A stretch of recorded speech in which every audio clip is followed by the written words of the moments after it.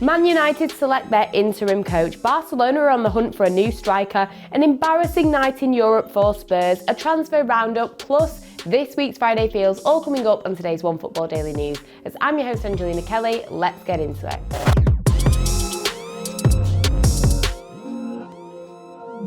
So finally, for Manchester United fans, there is something to celebrate. It seems like your club has finally got an interim manager that will be signing on a 6-month contract. So many different names were thrown into the mix for this position after the sacking of Ole Gunnar Solskjaer, but it seems like the club are going with Ralf Rangnick. However, he will not be in charge for the Chelsea game this weekend as he's waiting on a work permit. So according to the BBC, they have agreed terms with the man himself, but not with Lokomotiv Moscow, which is the club that he's currently at as head of sports and development. Now, some skeptics may say, well, he's not actually in a dugout at the moment, he's not managing, he's head of this department, but do not get it twisted. This is one of the most respected names in German football, from the work that he did with Schalke winning the German Cup to the work that he's done with the Red Bull groups as well. He is one of the best names that I think was in the mix for this position with Man United, and they believe that what he can bring to the table structurally and tactically could be invaluable. The likes of Jurgen Klopp and Thomas Tuchel reportedly are very influenced by the manager,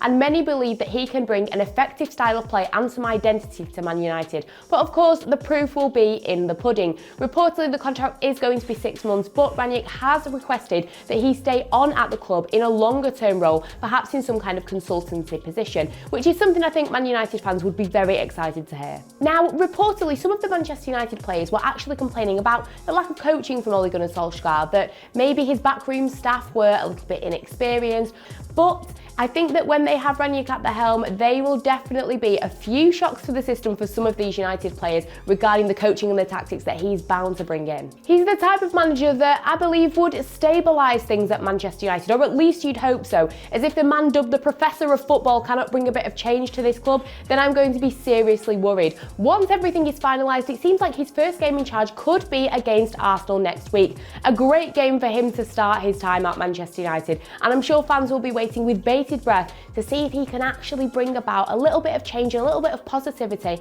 to the theatre of dreams. Looking at some of the signings that Barcelona made over the summer in some of the more attacking forward roles, I think it's safe to say they've not all hit the ground running. One thing that is lacking from this Barcelona team, there's probably quite a few things, but one of the main things is goals. In the Champions League, Barcelona is the third team with the fewest goals and have only scored 2 in 5 games in the competition, the worst in a Champions League group stage in their history. There is no leading goal scorer at the moment, and according to some sources, the club are now urgently trying to find a goal scorer in January. Now, according to a report from Sport that has then been confirmed by Goal, one player that they are interested in is Brazilian Arthur Cabral. He's only 23 years of age, but he's already managed to score 61 goals in 99 appearances for Basel. This has caught Barcelona's attention, and they have reportedly tried to make contact through former player Deco, the new head of scouting in Brazil, who has seemingly spoken to the players' representatives. Now, Cabral's contract is until May of 2023, and the reported price tag is around 12 to 15 million euros.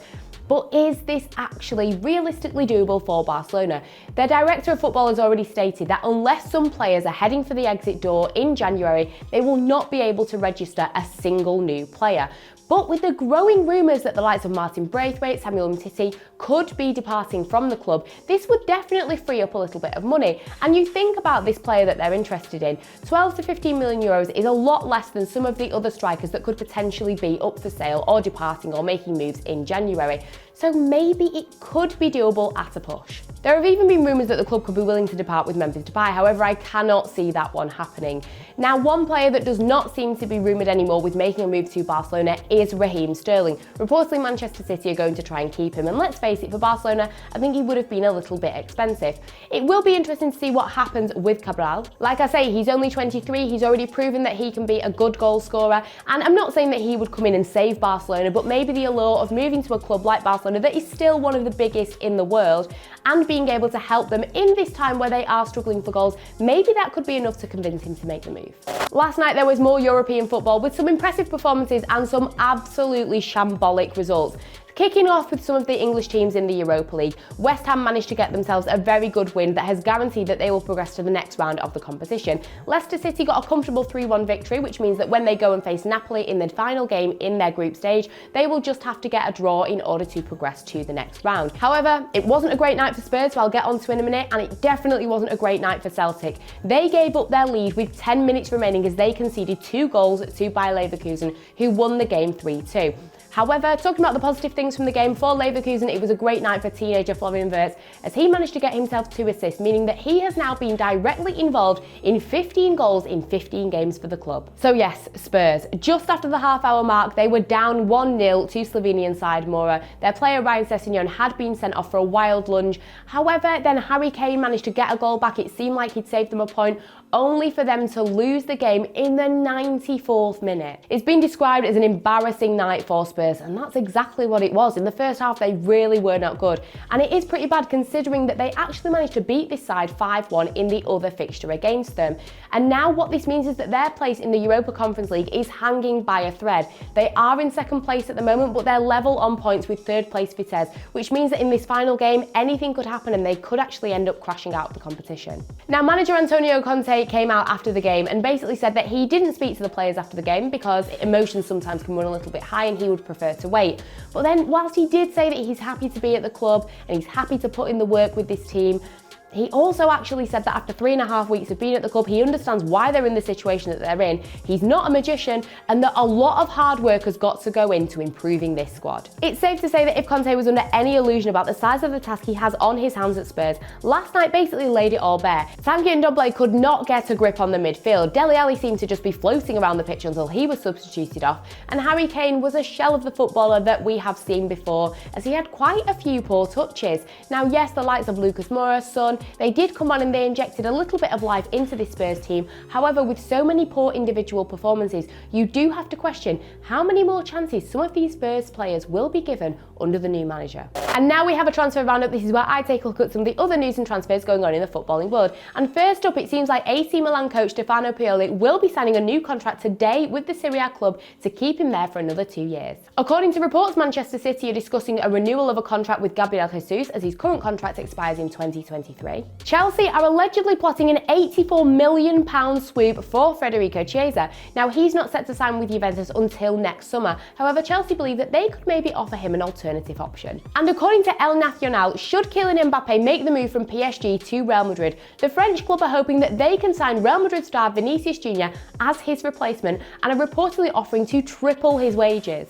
And now we've got Friday Feels. This is where I give you guys some of my predictions ahead of the weekend's fixtures. Don't forget to give us your predictions in the comment section below, and some of the correct ones may be read out on Monday. Now, first up in the Premier League, massive game between Chelsea and Manchester United. At the end of the day, Chelsea are so defensively strong and Manchester United are not, because they're going to be without the likes of Harry Maguire, Raphael Varane, of course other players like Paul Pogba are injured. I can't see Man United getting anything from this game, and I'm going to go with a 4-1 win for Chelsea. Then we've got Real Madrid against Sevilla. Of course, Real Madrid are sitting pretty at the top of the table, and I think that they will definitely get a win from this game. Not too sure what the scoreline will be, but I'm going to predict that Karim Benzema will score 2 goals. And then in Italy, we have got Juventus against Atalanta. Juve's last 2 Serie A games, they have won, but I don't think they're going to make it 3 in a row. I think that Atalanta will be beating them in this game. I'm going to go for a 2-0 win for them. So that's it for today's OneFootball Daily News. As always, check out all the other content that we've got here, and until next time, I'll see you all later.